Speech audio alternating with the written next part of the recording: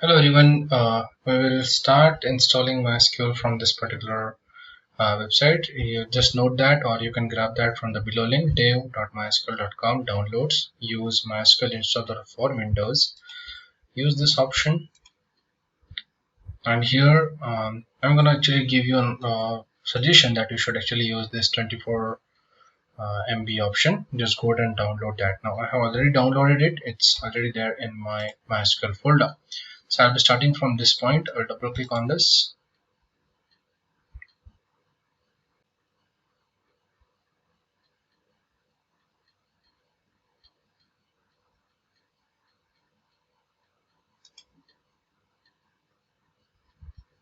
So installer is getting upgrade. I'm not sure why they are not upgrading it by downloading itself.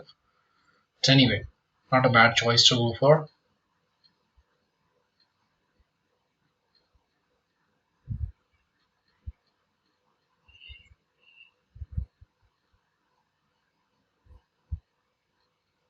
So this is a fresh MySQL installation on your computer. Okay, so now here you go, and here I'm choosing custom option. Click on next. I choose MySQL Server 8. You can choose the latest version or n-1. I will recommend n-1 version. In application I need Workbench for sure, so I'll use that. You may use other stuff or not. I definitely don't need all of them. I don't need even shell. You can use router if you want, but it's not needed as such. So use shell if you want to. It will allow you to access MySQL through shell prompt. And connector, you need a single connector, let's say ODBC, and choose Windows 64-bit ODBC connector. This is more than enough. You don't need anything else. In documentation, you need samples and databases. So definitely use that option and go ahead and use this. So okay, this connector is bad, and remove that. I have to coincide the version, right? So I have to follow the version. So I'll go back to ODBC and choose 19 version here, 64-bit, and choose this. Okay, cool with this. So probably now everything is there. Now you can actually click on next. Now ready to download, you can click on execute. So it's going to download for you. Some things are quick, some things take time, but it's okay. Especially server and shell going to take some time. So the download continues. After that, installation starts. So you can see that everything else is downloaded. We'll be starting installation.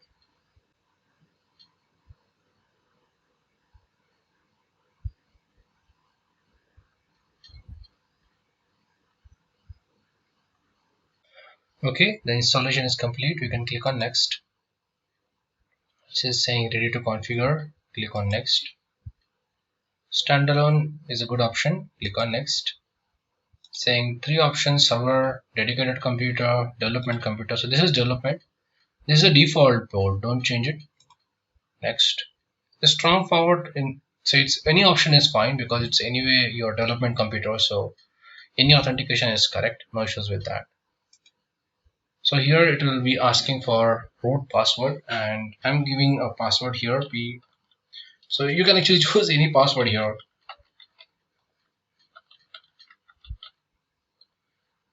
It's a weak. Okay, basically I gave a password only, but you can choose anything whatever you want. If you want to add some users, you can do that.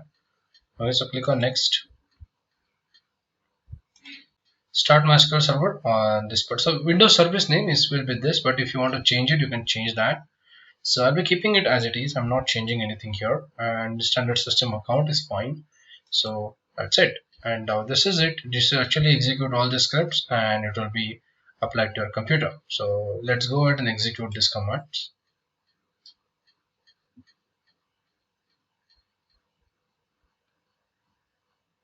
So everything is done.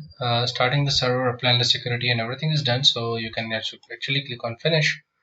And now samples and examples are ready to configure. Click on next. Here you can actually provide a password which you have provided.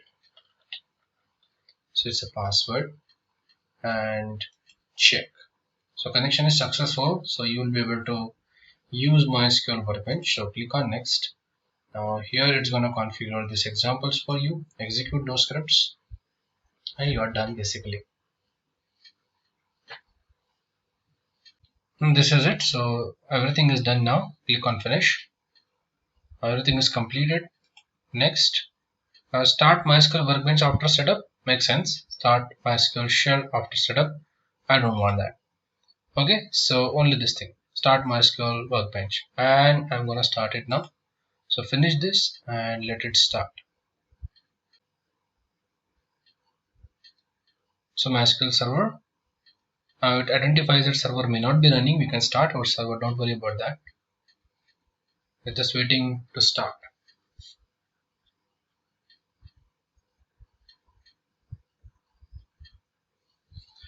Here you go. So I'm opening this properly. Now this is the way it's actually, so you can add number of connections. This is the local instance. Double click on it.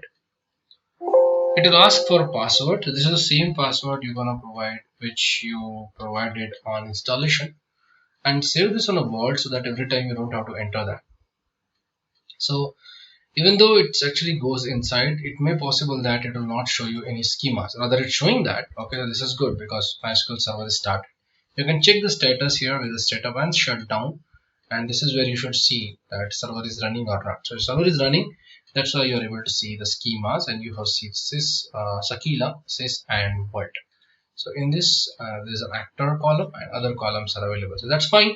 So this is it. This is a complete MySQL installation. Now you can actually hit query select star from Sakila dot actor and hit that query and see if you can get the results. And if you're getting the results, basically you installed your MySQL correctly on your computer. Thanks a lot everyone. Have a good one.